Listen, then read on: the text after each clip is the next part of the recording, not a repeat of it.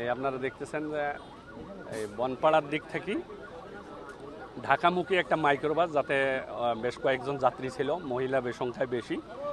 আর ওই ঢাকার দিক থেকে একটা ট্রাক আসতেছিল, এখানে 10-10-এর দিকের ঘটনা। এরকম মুখোমুখি বলতে মাইক্রোবাসটা তার লেনেই ছিল, ট্রাকটা ওই তার লেন থেকে এই পাশে আসি মারি দিলে মাইক্রোবাসের যাত্রীরা জায়গায় 5 জন মারা যায়, তার মধ্যে 4 জনের নারী, 1 জন পুরুষ। এখন আরও 2 জন আহত আছে বলে আমরা জানি। তাৎক্ষণিকভাবে লোকজন উদ্ধার করে ওদেরকে পাঠাইছে। এখানে ফায়ার সার্ভিসের লোক ছিল, আমরা ছিলাম, আমাদের টিম ছিল, তারপর গুরুদাসপুরের পার্টি ছিল। সবাই মিলে আমরা মোটামুটি এখন রাস্তা সচল করতে পারছি এবং ওয়ানওয়ে করে চলতেছে। আর এক সাইড বন্ধ, রেখার চলে আসতেছে, আসলে আমরা এই দুটাকে নিয়ে যাব।